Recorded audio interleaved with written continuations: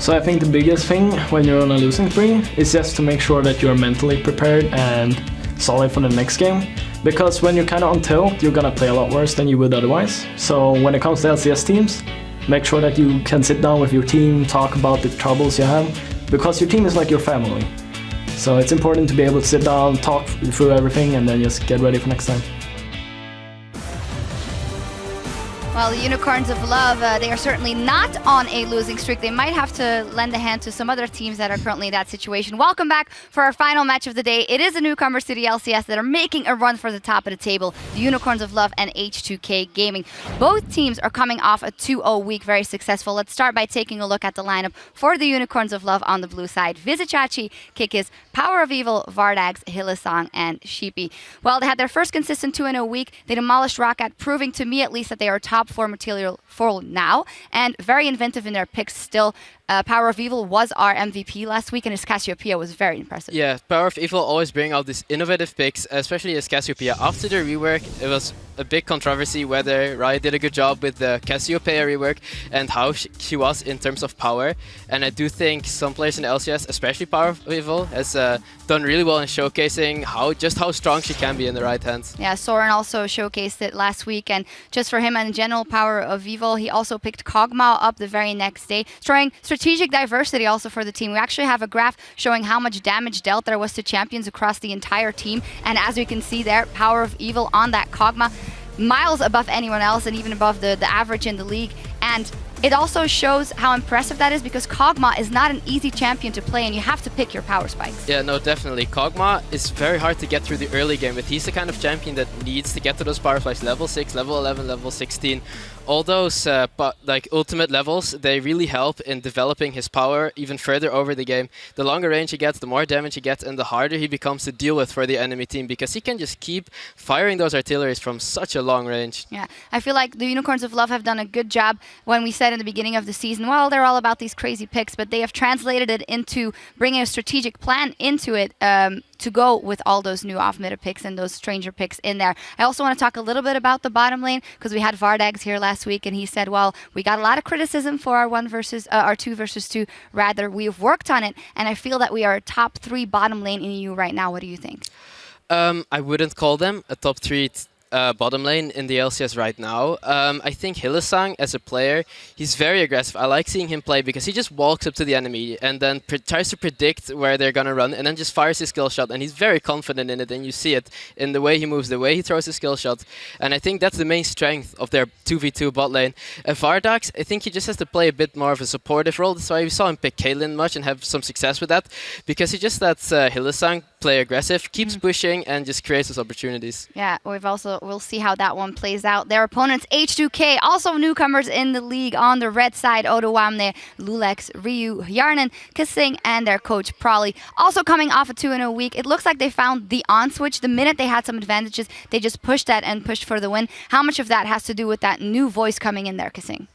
Yeah, Kissing definitely helped improve their shotgunning a lot. Before, they looked like a bit more of a messy team. They didn't really know what was going on, but it has definitely sharpened down a lot. They know what to do now. They know how to end these games, to get these engages, and that's what Kissing has brought to them. On top of that, I think that it's also brought out more the fact that Odoamne can really shine now. He is someone that Crepo talked about in the beginning of the season. He's the kind of person that's already an LCS player, and I feel like now he has the opportunity to just do the outplays. Yeah, in this game against Rocketeer, he was just playing so well. I feel like he basically put his team on his back, just controlling the entire map with Gnar like this. It's actually very impressive. So I think his performance on Gnar was just amazing. Yeah, and all around, the shot calling seems to go better. He also said that he had a hand in that. So definitely on the up and up for H2K. When it comes to the bigger decisions in game as well, the minute that they have an advantage, they pulled it through. I have a stat here to illustrate that. The Dragon control for H2K, before week 4, they secured 10 dragons and they gave up 16. In week 4, they secured 7 and they gave up only 1. That tells you something about just a strategic insight and the way things are going. Yeah, they have developed themselves a lot strategically. They're not giving away these dragons. They're making the plays for them. You could see in the early game against Elements where they got an XP advantage level 1, managed to get the kill on the Nif, and they get the dragon very early and keep control over it. And that's very important, not just getting the first one, but also setting it up correctly for the next ones, getting the wards down, getting the vision, making sure the lanes are pushed. And that's what they've done very well last week. What do you think it will come down to in this one? Both the challenger teams, both with the equal strengths and weaknesses. Who are you calling it for? I would give the edge to UOL here. I think they will come up with something new again that will throw H2K off their game and just not only come up with something new, but execute it really well as well. Right, we'll see how it plays out. Things are just about ready on stage, so let's shoot it over to Quickshot and the Fisho for Champ Select. Thank you very much, Shocks and Tabs. We will jump into Champ Select in just a few minutes. The guys are busy investigating some power spike problems on the PCs, not the itemization, Fisho. Let's talk a little bit about this game. Unicorns of Love 5-3, H2K 4-4. A story that I think both of these teams currently find themselves. Who is going to own that newcomer is good enough to play with the big boys title? H2K have shown growth, they've shown development. Yep. Last week was much more impressive. Unicorns have been consistently stable, but just missing that little oomph to take out Fnatic, Elements, SK on a regular basis. Yes. But they're both vying for the title. So you say Unicorns of Love have been consistent, and I agree somewhat. I still think the losses they do have, or have had in this split, it's not been the same team we see, because if they fall behind early on, they tend to have a very, very hard time actually coming back, because they keep playing somewhat the same style, looking a lot for these team fights here. They had a hard time earlier to really find the breaks and say, okay, let's just wait till we like outscale or we find an opening. They didn't do that in the start, so they got a few losses that didn't look too good, but I will agree, the last few weeks it looked a lot better, more consistent for them, while H2K have gone for this 2-0, 0-2, 2-0-0. Oh, well, the other way around. 0-2 first week, then 2-0, and then so on and so on. Last week it looked great. I mean, 30 minutes average game time, beating Elements and Rocket, not bad teams. Can they do it again? That's the question for me, because we've seen it before where they do so well, we hype them up, and then the following week it just completely crashes and burns. Yeah, it's definitely the case. You can see Prali and H2K on stage at the moment. It's Oda that's currently having the problems. Kasing did come in to replace Voidal last week, and going into the week, we actually had a soundbite from Hyanen where he was talking about the communication on the team, and he was talking about how H2K as a squad often made mistakes because they had a difference in opinion when it comes to calling. Yeah. And it was Voidal and Oda who were somewhat at odds with each other. They were opposite decision making. Exactly. You had Oda who wanted to play more aggressive, and Voidal who would be more safe. So there would be like, one guy would say, let's go in. The other guy would be like, no, let's back away. And obviously as a team, that's very, very hard to play in, because suddenly now it's more about like what you think is going to happen in the situation, if you want to engage or not, and not exactly being on the same page. So Kasing coming in, we don't know how much he adds in terms of the shot calling, but we know at least that the team is now on the same page. And judging from from last week's performance, it was the Oda style where we go forward, we push our lead, and we try and finish the game as fast as possible. And we'll have to see if they can keep that level of performance up, because 2 games is good, but they need to do it more frequently, they need to do it more often. You did see the tech guys there. They are replacing Oda PC, so we will try to get to this game as quickly as possible. For Unicorns, I actually don't think they've played a whole lot of unique things. They're more likely to have an off-meta pick, but not by a massive amount. And it was one of the big questions coming in. Can they play consistent? Can they play meta and still perform? And the answer is a resounding yes. Yeah, I mean, honestly, I've been surprised about their performance. I didn't expect them to be in the top 3 of the standings where they're sitting now. Overall, they have looked solid, especially whenever they're winning. They really know how to push their lead as well, like H2K now can do from what we saw last week. So we have 2 teams here who are not afraid of really making the aggressive plays and like go for these early tower dives here, play around division, bait people into face checking you, and then you catch them off.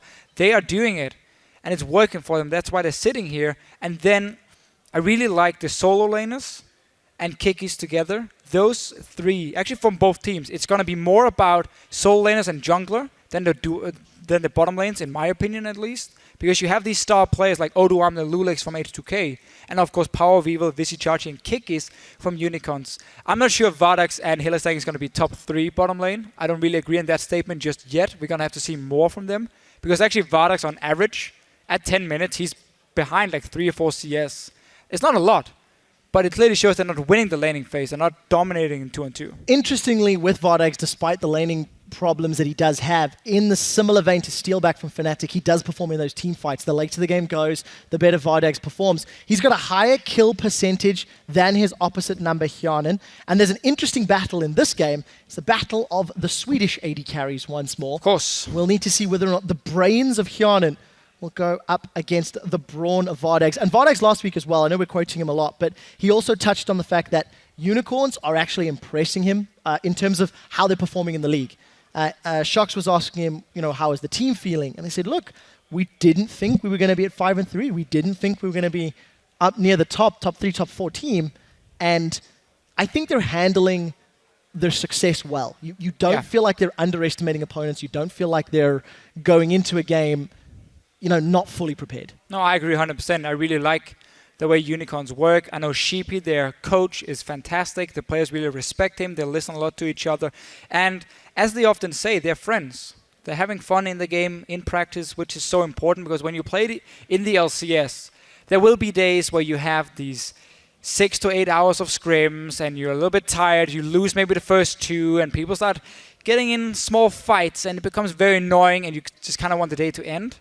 If you're good friends all around, if you have a good coach who can kind of get everyone to calm down, think about something else than the game itself, suddenly you can actually overcome this and refocus for the next scrim you're playing, and that's going to make your practice a lot better. We heard Wicked say for Elements, that was a problem for them. Nobody really trusted each other. Nobody really cared for each other too much after losing a scrim. It was more a lot of arguing, a lot of opinions coming in as we heard from the coach and owner here. So it's very important that you are friends, and that's what we hear from Unicorns and from Gambit as well. Yeah, friends and believe in the power of love.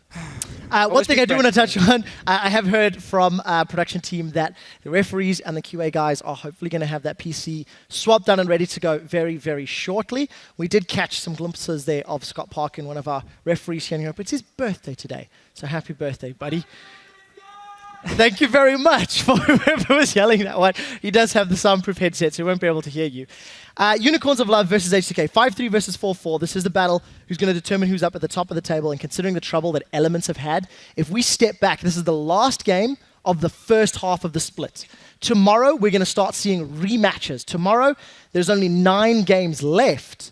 And whoever's in the top 6 positions goes to playoffs. That's incredibly important to note because of how different the 2015 season is. Yeah, there's no longer the risk of you dropping down to relegation anyway, despite you getting into the playoff if you lose the quarterfinals like we had last year.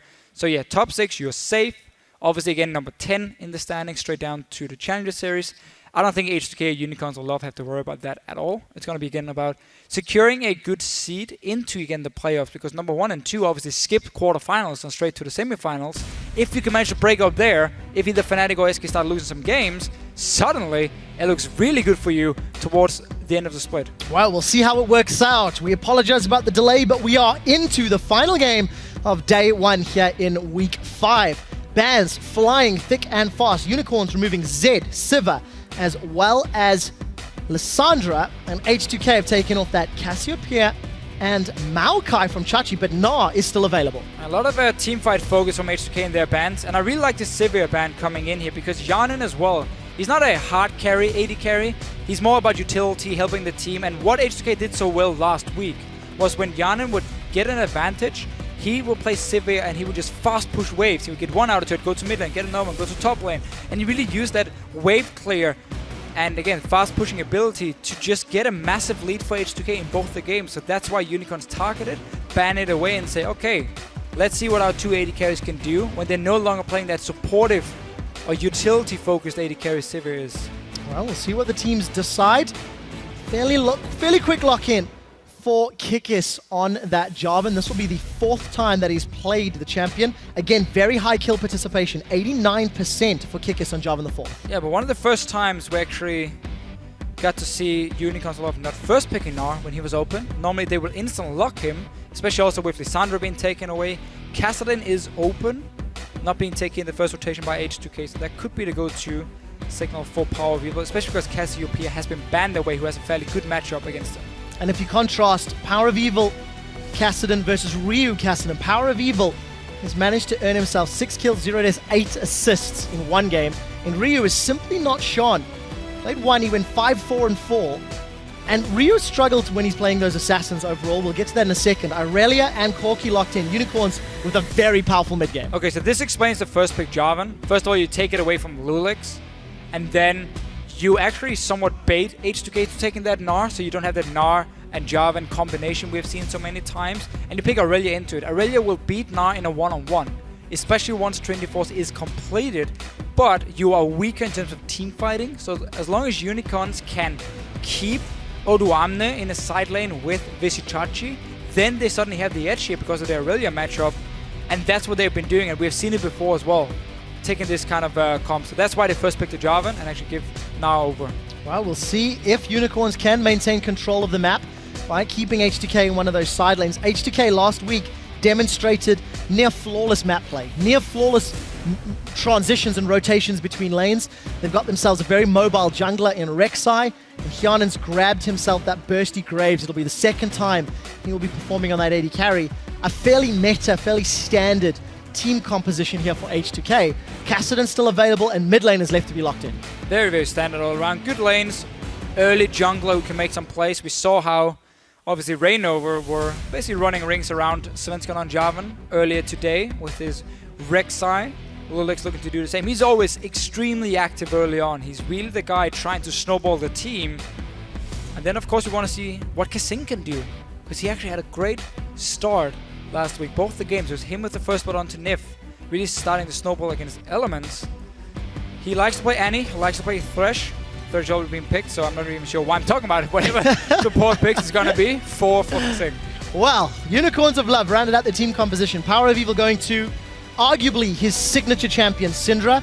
It has been hit or miss, but he definitely knows how to land those stuns. Morgana as that disengaged support. There is poke, there is siege, there is burst. H2K still have to decide who they put mid lane and who they're going to run into this Syndra from Power of Evil.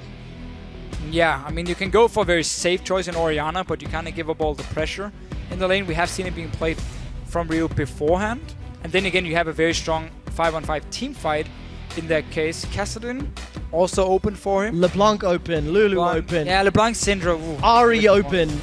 What does Ryu want to go to round out the team composition? It's going to be that team fight, as you predicted, Deficio. Orianna. Yeah, so just very safe. You give up all the pressure in the lane. So this opens up for Unicorns of Love to push in that mid lane and then have Kikis, as he likes to do, play a bit more aggressive, but you don't really want to walk in and try and do all that Rek'Sai too often for him. But Unicorns, as you just said before, they have a lot of options here.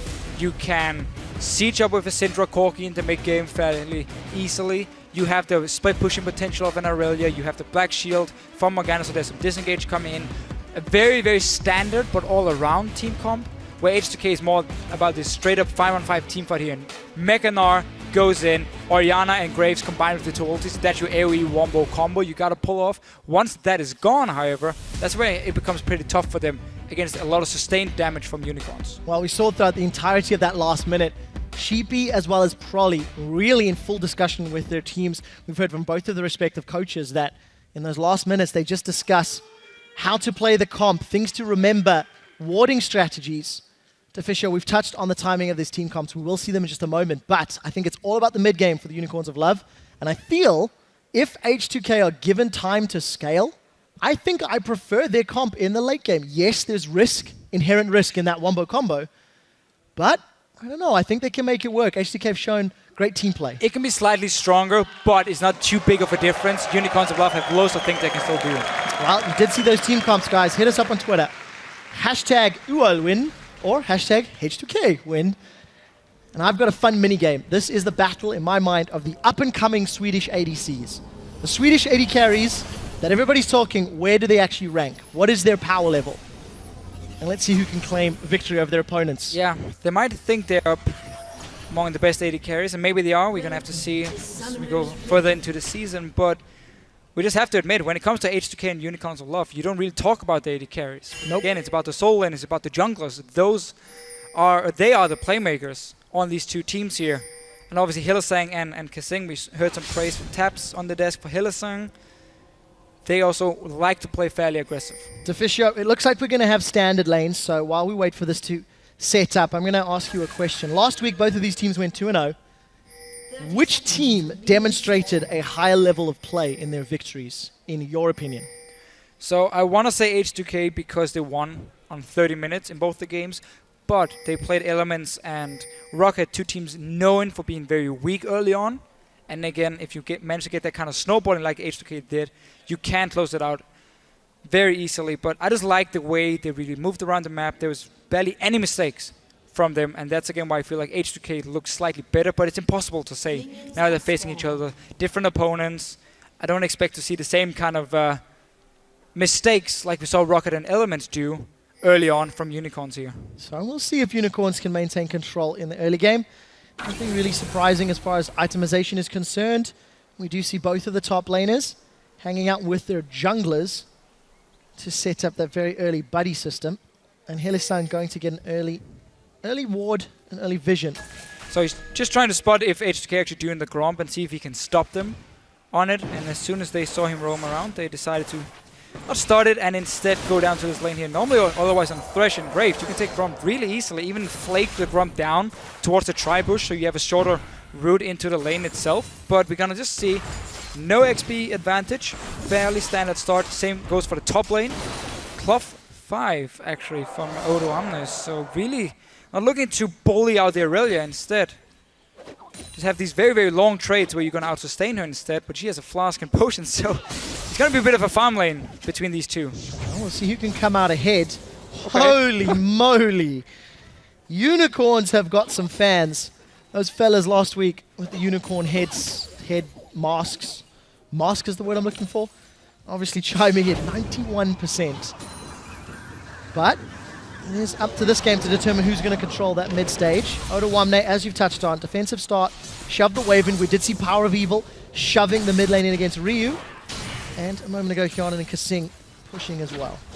Visichachi was helping Kikis with the Gromp, so just came a little bit later to the lane phase. I actually didn't see if Odo Wamne did the same, but it doesn't even matter. Now early on, will always be able to poke the Aurelia with range, push down the wave.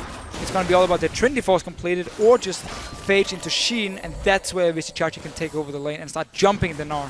Well, Kasing threads the needle, hooks that death sentence onto Vardax to put some poke down. 16 CS to what'll be 15 shortly. Oh, missed actually by Vardax. And now a trade in the top lane. This was meant to be a farm lane. Odo Wamne and Visichachi putting a lot of hurts. Can still be a farm lane because there's so many potions and ways of getting HP back for them. So once they take one trade, they just back away, use all the sustain, and then they go at it once again. Whoever wins those trades and forces the first guy to run out of potions or flask charges can then force him back to base and actually start getting an edge in the lane. Well, let's see if Kasing can get to the point in a couple of levels time where he can pop that black shield. It's just that death sentence if he decides to skill that route. Gives him the opportunity to burst it down and still get CC off it. Yeah, and also we normally see the cooldown reduction builds on Thresh, where it's really good when you max your hook, the Q, because it goes down every level in terms of cooldown, and also if you do manage to connect it, there's a 3 seconds less cooldown, so the more cooldown reduction, obviously the more often you can spam it out, and I believe actually on 40%, if you manage to connect the hook, you go down to like 4.5 seconds cooldown on it. So that's very, very low for the late game stages, focusing. But again, I mean, top lane, just go back to that clock 5. I actually quite like it, because you know Aurelia starting flask potions, so it means you won't get out-sustained and can just stay here and keep farming. So let's see how much trouble Odo Wamne is in. The wave is probably going to push away from him in a moment or two. We'll see how that plays out. We did see Kikis hanging out. Helisan eats a death sentence and a buckshot. Damage gets put in reply. Here comes Lulex from the background. Flashes are available. The chilling smite goes out. Lulex unable to knock anyone up, but they get flash and heal from Vardax and Helisan. He'll be happy with that trade. Yeah, good little gank here just to force the two summoners set up by Kissing again. And two top laners, they're not stopping. Yeah, take a look at Visichachi. He's actually put 3 points into that Heaton style, not looking for the burst, just consistent damage over time, as well as that sustain. Here comes Kikis. Does have the ability to knock Odo Wamne up, but Odo Wamne with hop and flash. I'm not expecting it. He instantly hops away. Actually going to be cheeky enough to get excited with that hyper and put damage down. H2K sensing an opportunity. They've started a relatively risky dragon. Yeah. Lulex is low. Very big difference though in what both teams are doing early on. You see Lulex go for the safer option, where Kasing could connect the hook and then actually set up. He forced 2 summoners. Now he gets a dragon as well because he was on the bottom side of the map controlling it, while Kick has actually been wasting his time, making sure Visichachi could push in the wave. That's why he was staying out there. You saw as soon as he went for the gank, he was like, oh, you're just going to jump away anyway. So Kick is just staying there to make sure Visichachi can farm. But that cost him the dragon and, of course, his bottom lane, the summoners. Well, another early game advantage for H2K. That's 3 games in a row that they've shown straight out the gates.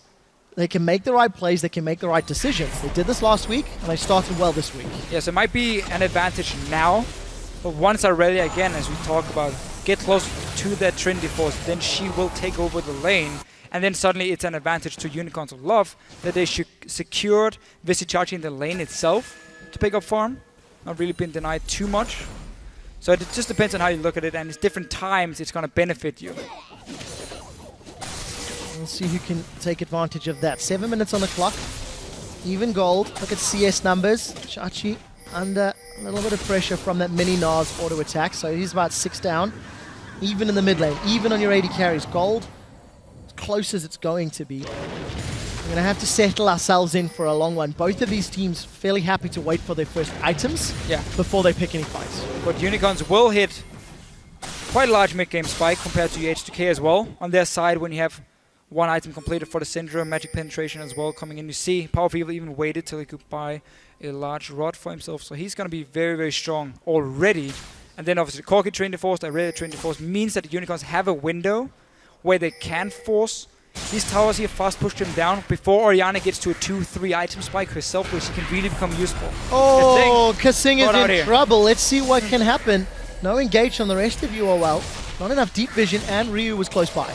2 supports roaming already, leaving the AD carries on their own. Grace and Corki are 2 of the AD carries who can sit and farm. And don't really need the support to stay. One of the reasons they're so good in the current meta, where you have all this roaming between supports. I can hear Lulex using that Tremor Sense, looking for targets. But Unicorns still playing relatively aggressive. They do have the support of Power of Evil if they were to break out into a fight. But just a lot of posturing, just a lot of standoff and tension between these 2 teams. But it was a good play by Unicorns, recalling slightly earlier than H2K's dual lane, at least for Kasing. And have Hylissang group up with Kikis just to place these 2 deep wards, so you now have full information on where Lulex is. If he's around the top side, you can just see them ping him out. Which again means you can play more aggressive in the lane. You don't have to worry about your Aurelia suddenly being ganked, because you could see Lulex in that jungle here. So just getting some extra information on the side of Unicorns, opening up for more options. Again, you're pre-planning what's going to happen in a few minutes. And that's why the deep wards are so important. Well, we'll see what Unicorns can decide to do. They seem content to farm their way up. Got themselves some decent bursty items. Sheen on both the top and bottom lane, as well as that needlessly large rod. If they get damage down, it's going to hurt. Yeah, and I expect Power of Evil to just sit on this large rod for some time and get a Morel Nomicon before he completes it, so we get that cooldown reduction, obviously the 80 AP as well, because you don't really benefit too much from getting a Death Scab as your first item. You don't really use the passive well enough. So you rather get that cooldown reduction as well from the Morel Nomicon in the mana region, of course. It's great demonstration of skill shots there from Power Evil, connecting everything. Does take an attack and dissonance in reply. And something that we haven't touched on yet. Lulex has been in control of the crab in the lower half of the river, where Kikis has been in control of the crab in the top half of the river. So making sure they're farming their way up. Kikis already got Warrior Enchantment. And some good aggressive plays from Kasing, throwing the lantern out. This is actually something that Crepo said last week while watching Kasing's games. He's got the cojones to move forward and throw the lantern out, regardless of the supporters there, just psyching his opponent. Yeah, mind games. If he does it 2 or 3 times, and there's no jungler showing up, then the 4th time he does it, well, you're like, he's just baiting us again, and suddenly Lulex is there in your face. You just mind games, and again, you can also do it if it's a very passive lane, like in this case, where they're just farming, no real action going on, so you don't have to keep that lantern ready for Mr. Kasing. But honestly, Unicorns are just waiting to hit this mid-game spike where 1 item is completed for the 3 carries before they want to group up and start pressuring any turrets or dragons in this case. While H2K obviously want more time for Ryu to scale up. Whoppa! Misclick. Ryu hoping to pull Power of Evil in to take a turret shot. Didn't work out. Not the end of the world. It has been a fairly slow laning phase, and we did see Hyanin eat that Dark Binding, but that also just resulted in some damage. You really see Odoamne here respecting how strong Aurelia is going to be in a few minutes. So he goes for Sunfire Cape as well, just to have one of the cheapest tank items he can get. Obviously using that cloth armor as well, building into it. Normally though against Aurelia, Randon's Omen would be a lot better. But in this case, he's also looking for some pushing power to take down his turret with the Sunfire. Well, we'll see. He's going to knob Vizichachi, but Chachi did not get hit into the wall. So without that stun and follow-up, it just means Lulix is going to back away. So Vizichachi, one Blade Surge, he escapes the gank in the top lane. Kick is here down the bottom lane. The two junglers, they keep swapping positions on the map. When Lulix is ganking top lane, Kikis was looking towards the bottom side. Dragon is spawning, so that's why he's here now. Getting at least a one deep ward down.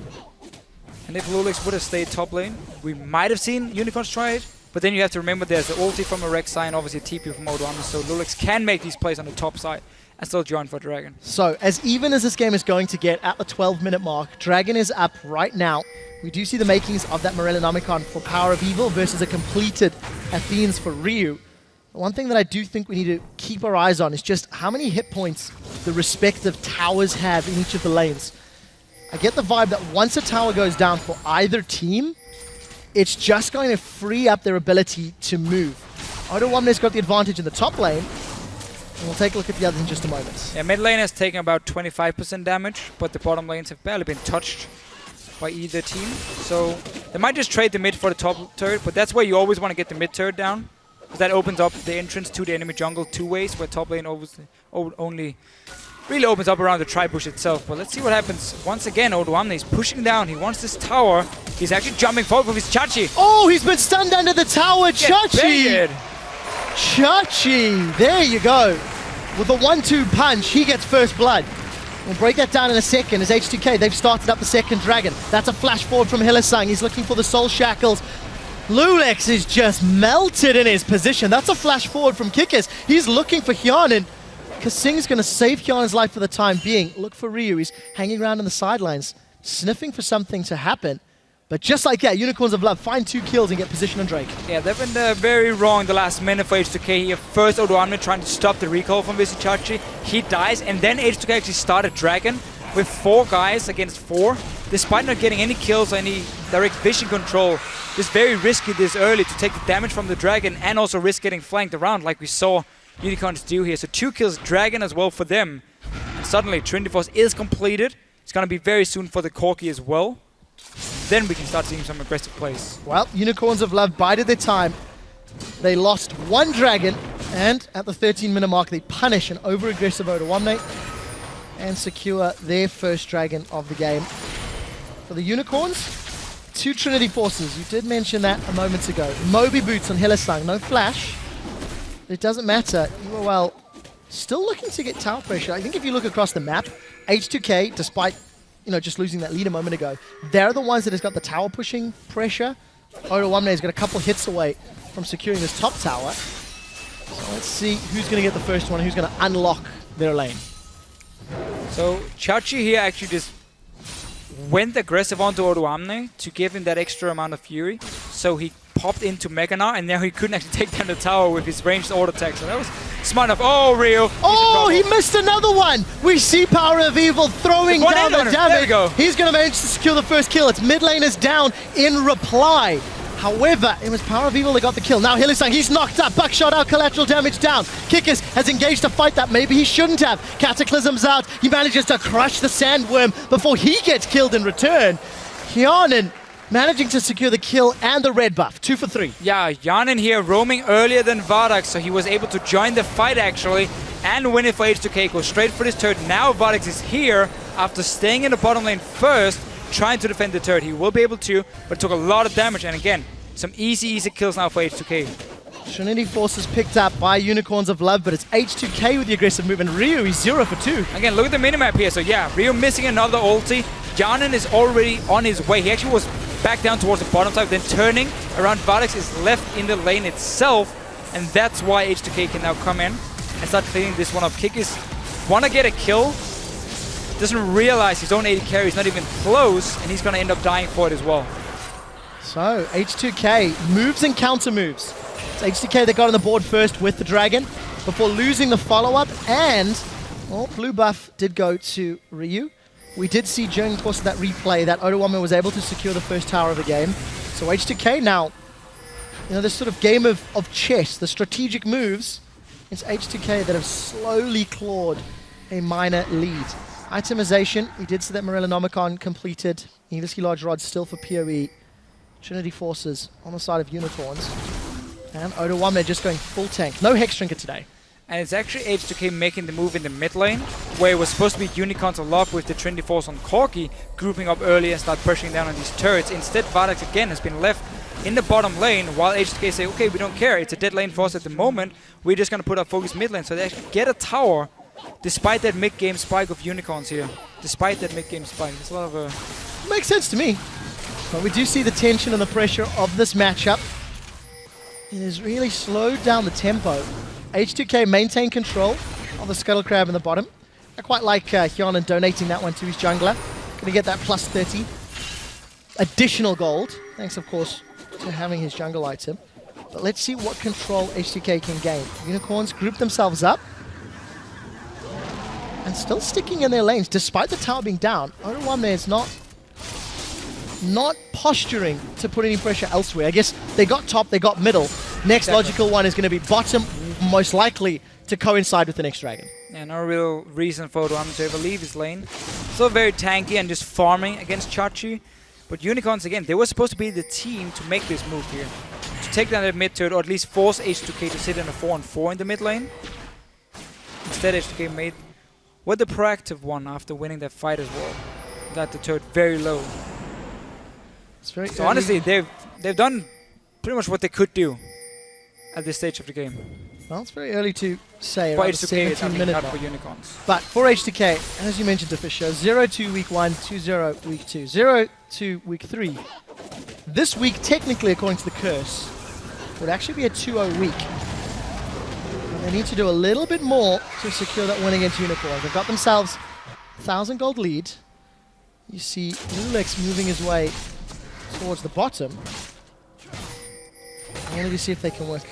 If they can work this to their advantage. Warmog's picked up for both top and jungler on H2K. That is a super beefy front line. It is, and again, H2K, they're just buying time here. You've already gotten 2 out of turrets. You have a dragon as well for the 6% AP and AD. You are happy going back to standard lanes. As long as you can see where Vardax is on this Corki, you know that there won't be like a fast push suddenly going on, because you can always see him sitting in the bottom lane. So that's fine for them. You want to get your 2-item spike on the Graves as well, where he suddenly can now start out-damaging a Corki. In terms of like overall poking, burst coming in from him. So Hyonan, I mean, he's perfectly fine at the moment. Notice the timing. 30 seconds until Dragon is up, and all of a sudden H2K are grouping. The flash, the death sentence connects with Power of Evil, but the flay goes way wide. Cataclysm comes out and instantly flashed away from. Now Lulex is caught behind enemy territory. He's going to be able to tunnel his way to safety for the time being as Kasing catches Chachi. Soul Shackles goes out and will take out the Queen of the Zersai. The Meganarth throws them backwards. It's a 1-for-1 trade as a double stun for Odoamne. Ryu hits 2 with his 3rd ultimate, and the collateral damage from behind. H2K are showing up, and they have taken 3 in reply for 1. Might not be over yet. Oh, Power of Evil forced to flash. And Hyonan coming in again here. Dragon is alive for H2K if they want to go for it. But they're the ones making the plays. Kasing flashing in with the death sentence here onto Power of Evil. Start the fight. Actually looked bad in the start. But then because Meganarth came up from Odoamne, he could jump in, re-engage the whole fight. Hyonan came roaming up and cleaned up the last kill as well. Dragon for H2K. Honestly, they're looking solid. Power spikes in favor of Unicorns with those Trinity Forces, but not working out. Here's a replay of that flash death sentence. Again, Kasing, he likes to make these big plays. Yes, okay, you missed a play and ulti in this case, and you actually end up losing your jungler first. But because Meganarth is coming from Odoamne, that's all they're waiting for. Buying time now. Okay, Lord, you go down.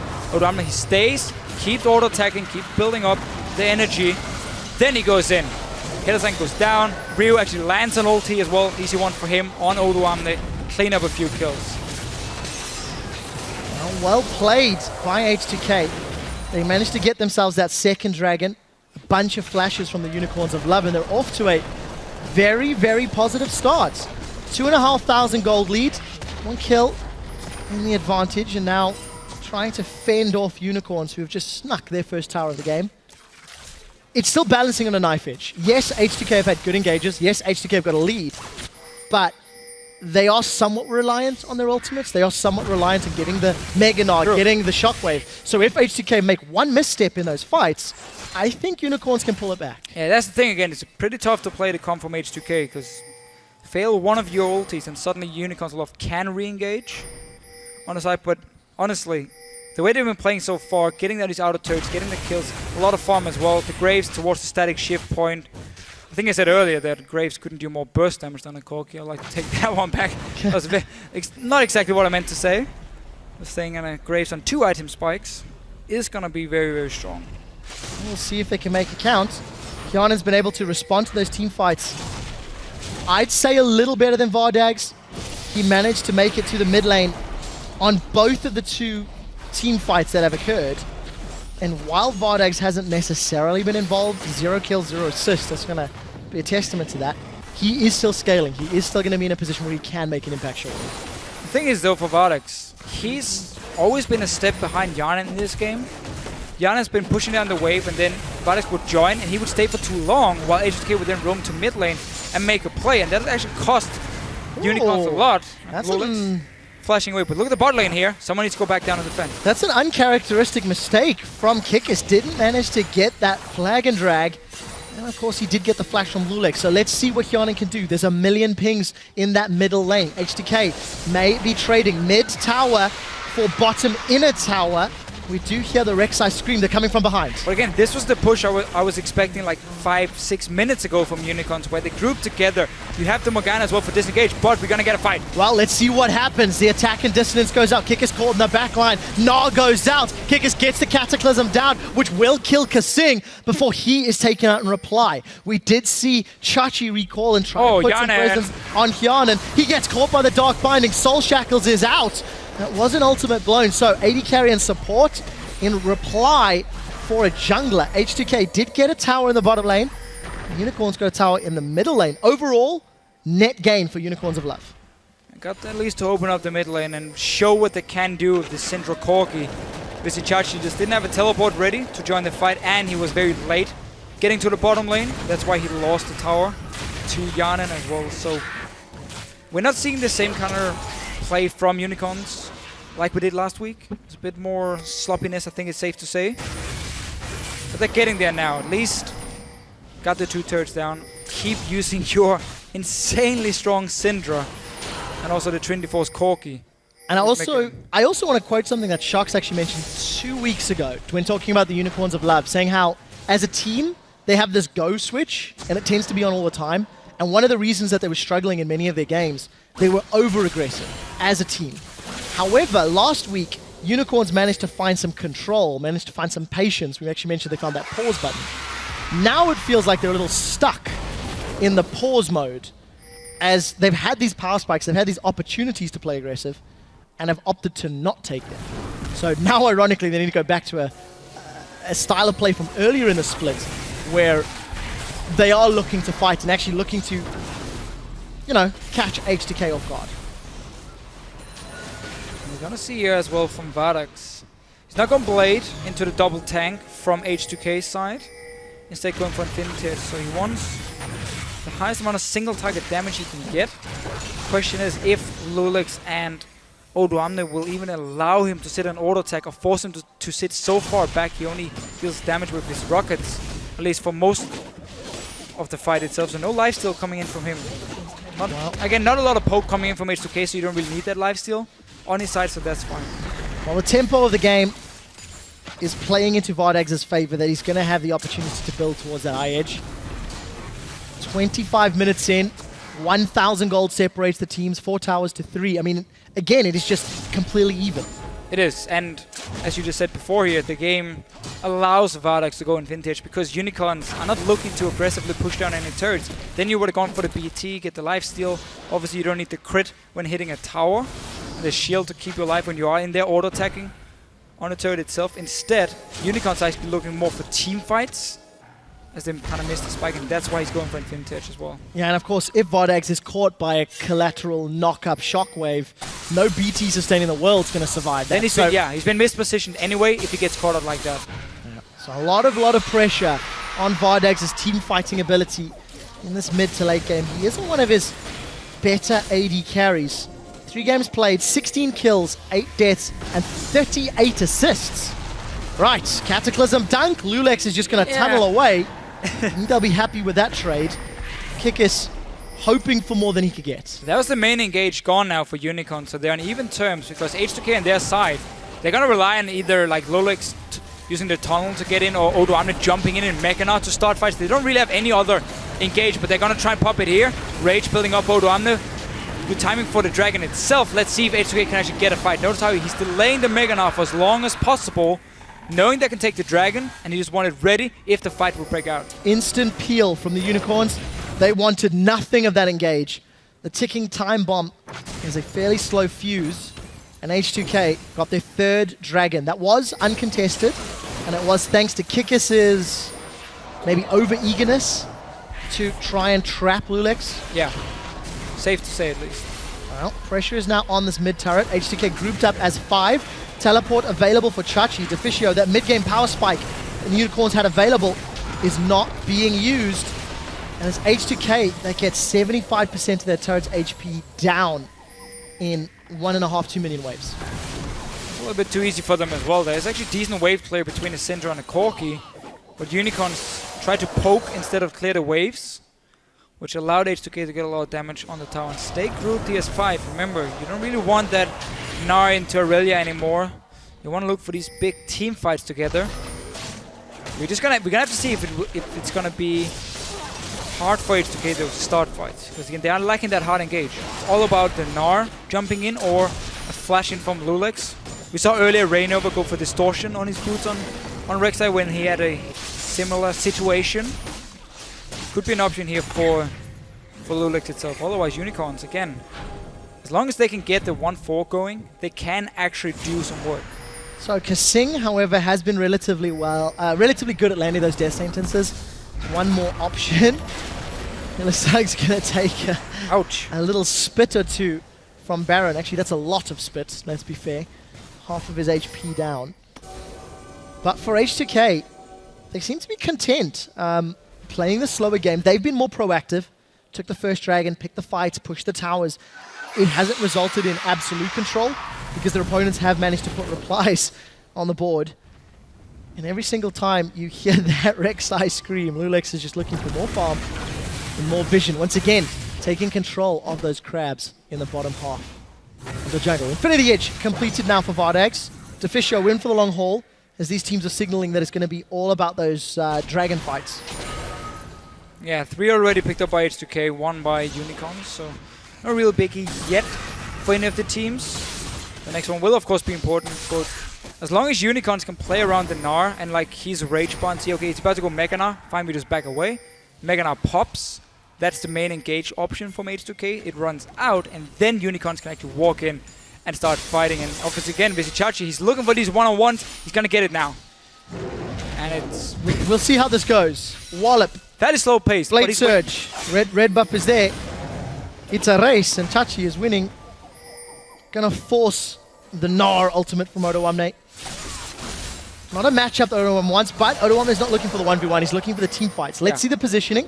UOL grouped up in the jungle. This fight meant that you can actually take the wave now from Unicorns Aloft and push it up, and that's why they're moving from mid lane down towards this bottom side. Didn't want to go for any siege in there. Instead, trying to join in with the wave itself, but H2K have been reading it. They're already here to defend, forcing Unicorns Aloft to now back away, and once again, wait for Dragon to spawn, or constantly try and push out these waves here. Visichachi does not have the damage to really burst down Odoamne in any way, so we're always going to have these fairly long one-on-ones. He's going to win it, but it buys enough time for H2K then to send up players, to defend the lane after if Unicorns want to join in, like we saw here. Oh, the shockwave flashed away from Hylissang. Ryu looking for another one. He's 1 for 4, but this one was dodged, not missed. I like the fact that UOL were willing to go aggressive. Once Odoamne did not have his Mega Gnar available. Chachi wants to dive, Kikis does not. He was burned before. And Odoamne went Mega Gnar, going to have all of that additional tankiness to burn through. UOL are not giving up on this bottom turret. but the support from H2K will be here shortly. Let's see what they can do for wave clear. Ryu's got a lot of damage, and he's going to be the primary one. Yanan was top lane beforehand. He was going to push out the wave. He started the slow push for them, which means actually Unicorns of Love can get some damage on the turret this time around. 50% of it down. We see those spheres coming out. Power of Evil unleashes his power. Only just poking down Ryu. Not going to be enough to really secure anything more than some damage on the tower. But It's going to be a slow grind works. here. It's going to be. It is one. It is one. With 31 minutes in, 3 towers to 4. Again, gold is even. H2K minorly in the lead, but 1 minute to go for the next dragon. Let's see who's going to get better positioning. I was optimistic. So the Unicorns actually had a chance here to ward up this the blue side jungle from H2K around the blue buff itself. Decided to actually go back, so not really getting any vision control before the dragon spawns, so not going to try and trap H2K, which now allows both teams actually to walk down themselves, reset the whole game again, as everyone just recalled. 40 seconds on it. We might see a tricky play where you try and bait H2K to take the dragon, and then you rush the Baron yourself, because there's no wards on it. And that's also why we see Chachi's moving over here, setting up for that option, or just getting this vision down from the Skull Crab so he can actually start the dragon himself and see if H2K are trying to do it. Well, let's see what decision these teams make.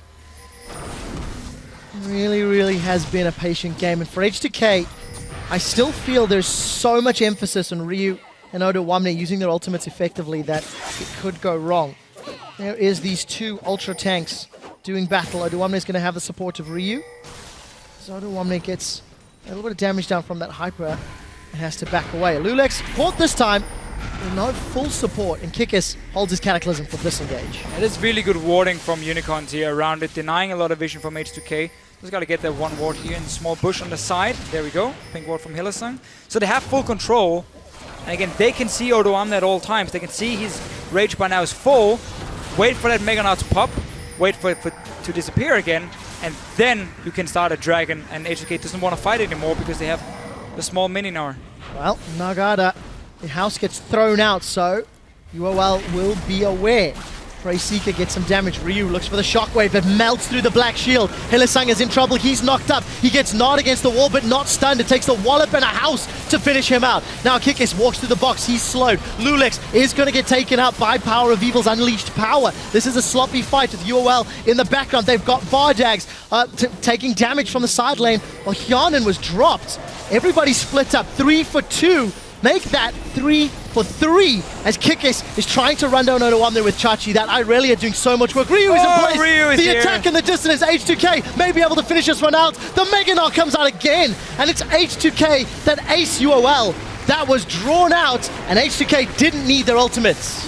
No, they didn't, but like Unicorns of Love here is set up around the small choke point coming into the dragon itself, looking for a pick. So they had no walls on that blue buff we talked about before. Ryu actually gets a somewhat good shockwave at least to start the fight and get some damage on Hylissang and Vardax. Odoamne still had some time on that Mega Gnaw, and also everything from the carries of Unicorns are blown onto Lulex. Yana will be dropped down, being dived as well, so now it's just a very split up fight. Obviously the sustained damage of an Orianna is fantastic, and just Odoamne being able to get a second Mega Gnaw as well later on, allowing H2K to actually win the fight, and I do believe they started Dragon as well. Now, we did see that flash in from Power of Evil Ryu to secure the kill, and just ended up costing them. So 5 for 3, and H2K securing yet another dragon. Mega Gnaw keeping Odoamne alive. You don't need a wombo combo if your fight lasts 25 seconds. Yeah, and it was actually well played by Ryu as well. First he was kiting and he just kept running away until Unicorns turned around, and then he didn't start recalling anything. He actually rejoined the fight. And obviously an Orianna at this point, 3 items completed for her. Didn't get punished early on at all for being fairly passive like we often see with the Orianna. And then you see the consistent damage he can actually pull down. So H2K going to be very happy with the situation. Next dragon is the all-important 5th dragon. That could be what breaks the stalemate. H2K still only 2,500 gold in the lead at 35 minutes. Odoamne is a mega tank Gnaw with that Thorn Mail. He's got all of the coats on. Every single coat, he's wearing it. And I wouldn't be surprised to see Randuin's as a last item. We'll see what he decides to pick up. Vizichachi, on the other hand, Warmogs, Randians, Triforce. Also pretty beefy kickers. But it hasn't mattered. UOL may have waited too long. Power of Evil is way caught. Dark Binding goes out, and Odoamne carry on chasing.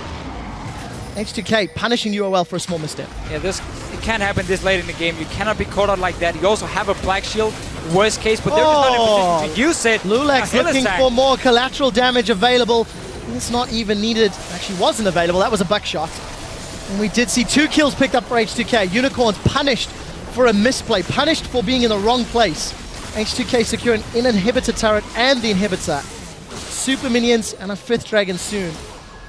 It's been a slow strangulation, but H2K now have unicorns on the back foot. Ryu's caught out, Shockwave catches 2. He goes golden, now Kickus in trouble. Buckshot from Hyanan secures another kill, 4-2-1. And H2K setting up with no jungle presence. This could be Baron. Could be Baron. Did you have blue buff on your mid lane as well, so full mana. No problems here. 2 guys from Unicorns in the base itself. Should be the Baron now for H2K. And honestly, this slow-paced game has just benefit them all around. They were the ones making the plays early on. Unicorns misplayed their composition there and their power spikes, and they've just been punished for it. Well, that's what Odoamne can do. He's chasing, he's throwing skill shot after skill shot. There are minions backing him out. Chuck the chimney, the kitchen sink, and everything else you can before Kasing pulls him out to safety. Now Vizichachi is playing aggressive. You can see that Hyanan moved up to the top lane to deal with that big minion wave that we saw in the mini-map. Minions doing some work, securing Unicorns a tower, but it feels like it's too little. Now that H2K have got Baron, they've got a strong lead, they've got super minions, and a dragon to take shortly. Yeah, the only problem now for H2K is you want to push down multiple lanes because of the wave clear from Unicorns, but you don't really have the comp to do it. You can start a slow push, but that's going to take a while, and then your Baron buff will almost have ran out by that time. So I think for them, they might honestly just wait again for this last dragon and not necessarily look to make too many aggressive pushes with the Baron itself. Get that 5th dragon first, and then go down as 5. And then you can really start hitting these turrets with 30% extra damage on them. Take down the structures very fast. 2 minutes less than until that dragon is up. Roughly the same amount of time that the Baron buff will last. Let's see what Unicorns can do. They are the ones playing aggressively. They did not manage to get control of that blue buff. Picked it up. It does look like Ryu was able to Chachi secure needs it. to go back very fast.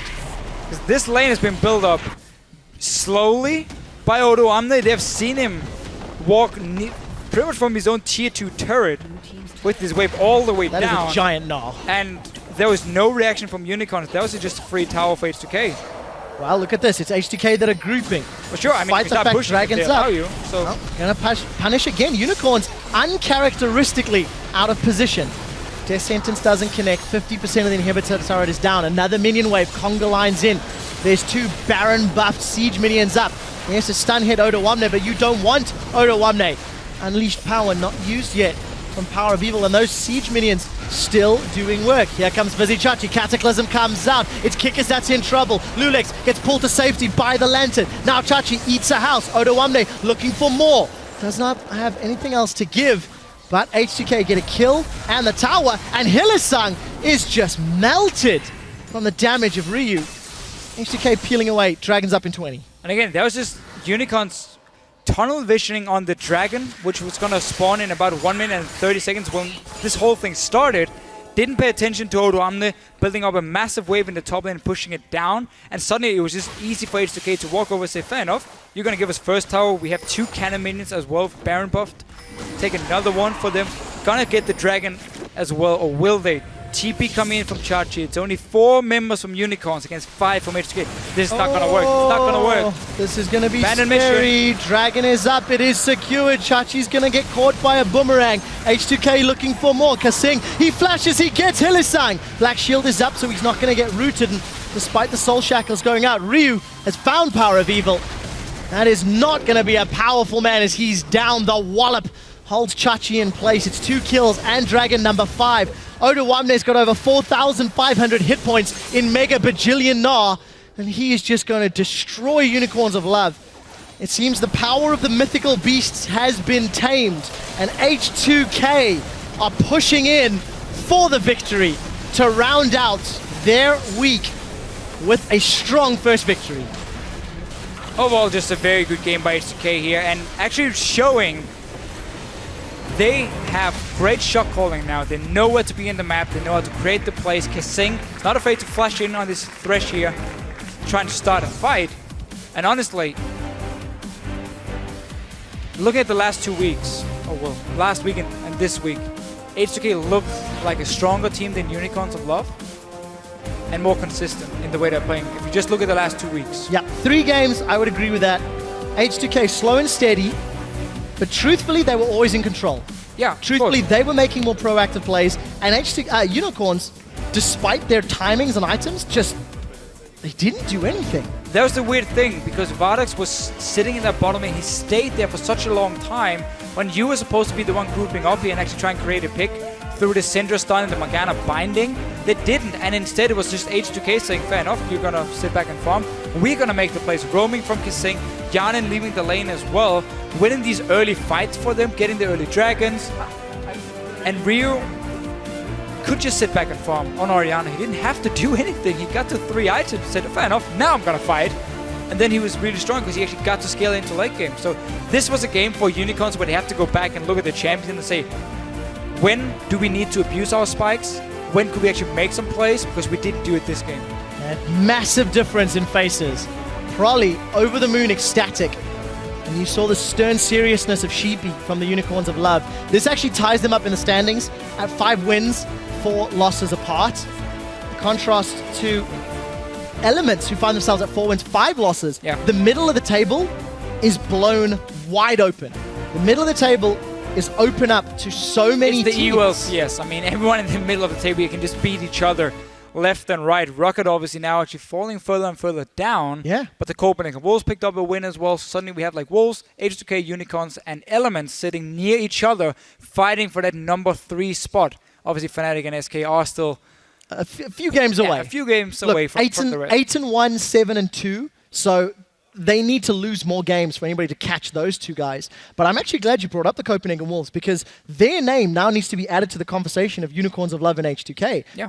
H2K and the Wolves have improved over the 5 weeks of the LCS more than any other teams. I think if you look at all 10 teams, they have shown that they've adapted to the stage and they're putting up great performances and great wins. And all the teams have coaches which the players speak very highly of. They respect them a lot. Dentist from Copenhagen was probably from H2K, and Sheepy from Unicorns. I'm not saying it's all about the coaches here. Yeah. I'm saying it shows for them the improvement they have made this split, how it has benefited them having some good management around them at least. Well, we can talk about a team like Elements, who seems to struggle a lot. We saw Wicked say in his AMA how their coach came over from Dota, so he had to kind of learn the game a little bit. He needed more time. I'm not saying it's all about the coaches, but there clearly is a difference if you look at these teams. I think that's fair to say. The off-stage prep and training is paying dividends for teams like H2K, for teams like the Wolves, and less so for other squads. You know, then you've got a team like Fnatic, who came into the split looking particularly good. They took down SK, the only team to do so the first half. And yes, Fnatic have their weaknesses, but what they are is very difficult to exploit. Yeah, it's true. Only been the Wolves that have really been able to beat them when Fnatic played their own game. And when the Unicorns took Fnatic down, it was because of Fnatic misplays, which is a rarity in their playstyle. So the EU LCS after the first half is really, really interesting. It is very open. So this game it didn't show Unicorns and H2K how they normally play. Yeah. Often it's very action-packed and weird. It's not unusual. We have these 30-minute long games, but it was basically one team not knowing exactly how to play that comp, and one team saying, fair enough, we're just going to wait for late game anyway, and we're going to take dragon after dragon, and then we're going to slowly win. So they didn't really have a reason from H2K's side to make any plays. Yeah, and I would argue, despite the fact that H2K have been faster in the last weeks, this is what they wanted to do. They wanted to play slow and steady, and it ended up working out for them. For the time being, Shox is joined by H2K's AD carry Hyanin, who won the battle of the up-and-coming Swedes. So let's check in at the analyst desk. Thank you very much, Quick Shot. Is that a title you like? You won the battle of the upcoming Swedes in the LCS?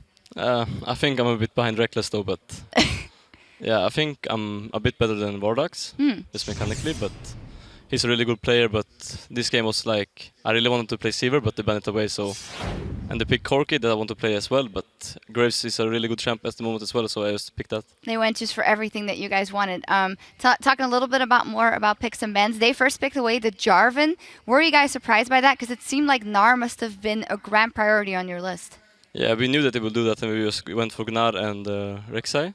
And then our comp is pretty good already, and if we will get Sivir with that as well, but the Bandit will be pretty strong. Tabs had a thing or two to say about your build.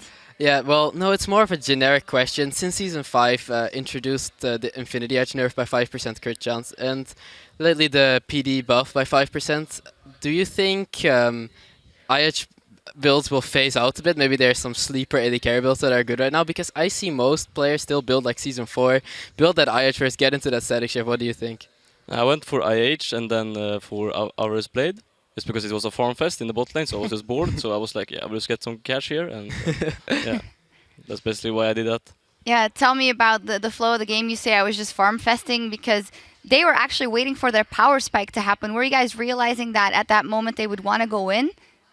We know that we had we got a really early dragon because of Lulix took it level 4, I think, already. So we were just playing the game of dragon and get 5 dragons and win the game. So we were just kind of just. We know if we get all drags, we will just win the game, and they did not really contest it that good. So, okay, I have another question about you compared yourself with Vardax earlier, saying you're maybe a bit better player mechanically. He did seem quite confident in a video feature done earlier and called him and Hylissang a top 3 bot lane. You having just recently played him, what do you think about him? I think their bot lane, Hylissang, is the carry of that lane. His thresh is really good. And his skills, just with Morgana, Iona, he just knows so much about the champs and how much damage he can take, how much damage he can do. He likes to go for the flashy hooks or whatever. He's really skilled on the champs, so I think when we take away Thresh and even on Morgana, he's not as efficient as on Thresh. That's why we went for the Thresh pick as well. I love the way you say Morgana, by the way. Talk to me about your new partnership with Kasing. Only the second week in, you guys are playing with him, but it does seem that you were also feeling very confident at his side.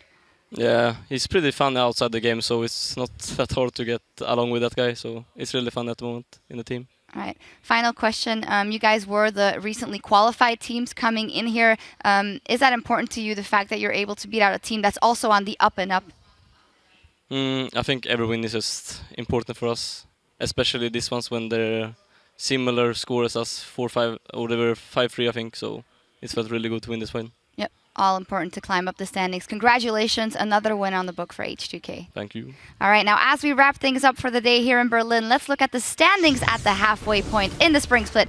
SK is still in first place, though no longer undefeated after today's loss against Fnatic, who are just a game behind them in second. The Copenhagen Wolves, H2K, and the Unicorns of Love are tied in the number 3 spot, while Elements continue to slide, finding themselves sharing 6th place with Gambit. Very cool. The Unicorns of Love and H2K, the newly qualified teams over there in the top 3. Yeah, I'm still kind of surprised that SK Gaming did lose that game. Breaking their 8 win streak was really impressive.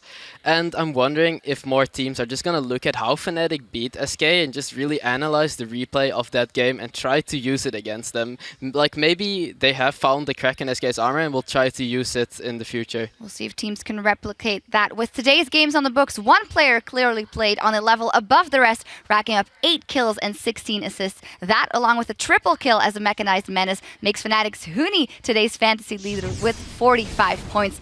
Please ban away that rumble from Huni. He's so good on it. Yeah, he is just really wrecking faces with that rumble. His teleports are always on point. His ultimates are always exactly where they need to be. Zoning so many people from teamfights, dealing so much damage, and really you can't give this man rumble. Oh, and he's really funny too if you listen to him and Mike check over in PTL. But Huni wasn't the only showstopper today. There was one LCS big play to rule them all from the incredible Giants upset over Elements. It comes to us from @MrHype. Cannot ignore the impact of that Baron seal. Incredible. At Frederick Roll, you the real MVP. Here is your LCS big play of the day. Popped over the wall. Actually, Elements, they're peeling away for just a moment. Here comes Frederick. He stole it. What? Frederick comes up with a steal. And you avoid him going and stealing it. Oh, Reckless is... Well, he's dead. 2 kills. Yep, they managed to do it just like that. Now Kevin, what is going on? Audrey comes up with a double. Giants Gaming, they haven't won a game since week 1, but they're about to do it here. They have pulled off the upset. Giants Gaming beat Elements. Oh my God. I'm reliving that moment all over again because it was so intense. And yes, it is very impressive to steal a Baron at that time, but it's also in all or nothing. It's what they did with it after. Yeah, I do agree. Stealing the Baron is kind of 50-50, and yeah, it's really impressive that he did pull it off, but they were still a mile behind even after getting that Baron. So afterwards, it's really what they did. Go to the bot lane, manage to get those pickoffs that at that time, because Elements dragged out the game for so long, the death timers were so long, and just getting those 3 pickoffs without losing anyone just allowed them to end the game. Crazy finish. Be sure to keep sending in those LCS big plays to @LOL Esports, and we'll check out a few more on Friday. The second half of the split starts tomorrow with Fnatic versus Gambit Gaming. Roccat will face Elements in a game where a win is crucial for both teams, and SK Gaming will take on H2K. And as a reminder, each team will only face each other one more time this split, so every matchup matters. What are you looking forward to tomorrow, Tabs? What am I looking forward to? Yeah, I really don't know. Elements Roccat, maybe. Elements Rocket, yeah. Like, Elements really looking to impress with their new top laner. Rocket is still in a slump, so they really have to pull off this win because they're never going to break their curse if they don't get a win. Yeah, and SK H2K is in there as well. After what H2K has shown here today, that'll also be a great one, of course. That all starts tomorrow at 6 p.m. Central European Time. That is 9 a.m. Pacific. That's all we have time for today. So on behalf of myself, our guest analyst Tabs, and the entire LCS team, thank you for tuning in, and we'll see you back here for the rest of Week 5 tomorrow.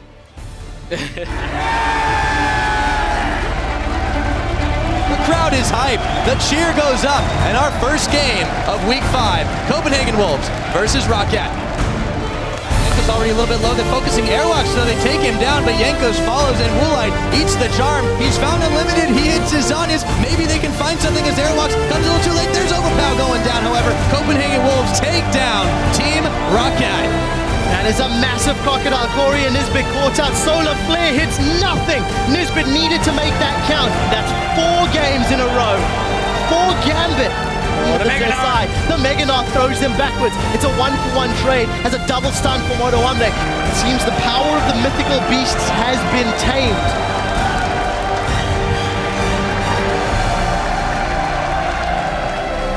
Even if we lose, you look good. And before people laugh at us. 7. What do you mean laugh? Is it the moment? Tonight is the night when fighting is over. Oh, so happy. Shook is going to be able to zone them out. The Giants are dropping like flies. But here comes Frederick. He's stolen. What? Frederick comes up with a steal. They managed to do it just like that. Now Kevin, what is going on? Audrey comes up with a double. They have pulled off the upset. Giants Gaming beat Elements. Oh my God. Rector. Nice! Fnatic give SK Gaming their first loss of the 2015 Spring Split.